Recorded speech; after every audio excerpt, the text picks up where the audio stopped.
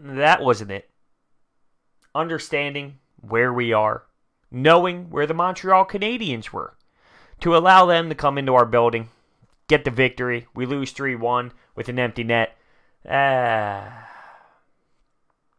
there's not much to it, because I thought in the first period they had the pace. They were definitely really pushing it to us. They had momentum. They had mojo offensively, and we were on our heels a little bit.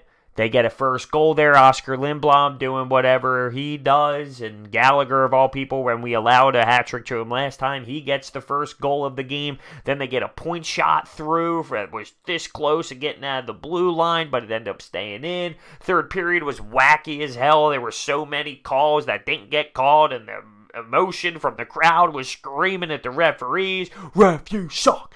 Ref, you suck!" Not calling anything for us. But then there were times where I thought the Flyers could have got called for a trip or something of that nature, and they didn't call anything either, but that was because they didn't call it the other way first. Sean Couturier gets on the board.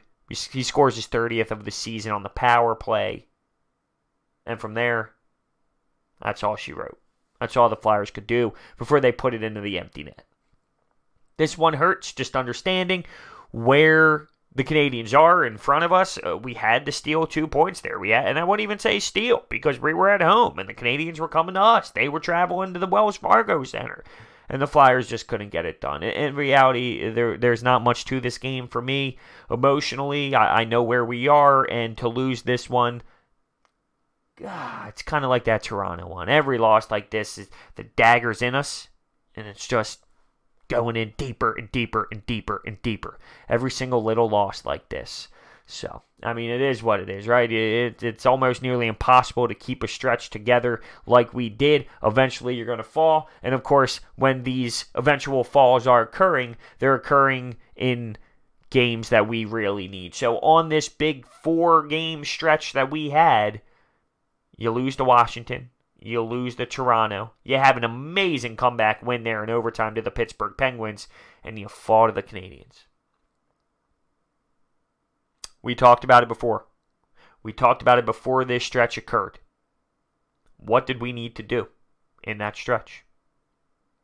Grab 7 of 8 points, maybe? Of course, we all wanted to say, let's grab 8 points, but realistically, we needed 7, 8 points, 6, 7, 8 points to somewhat stay alive in this thing.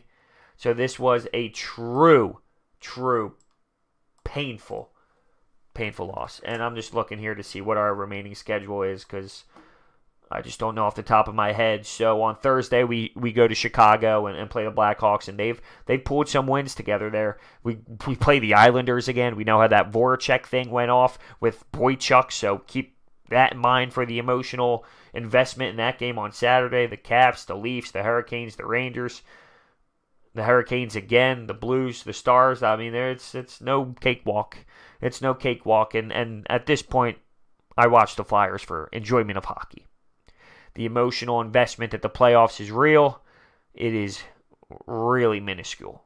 Really minuscule. So, in regards to this game, not too much invested for me. Not too much, to talk about, because it was a game where I thought the Habs came into our building and won a game that the Flyers desperately needed. And it's as simple as that. It's as simple as that. Let me know your thoughts down below. Thanks for watching. I'll see you next time.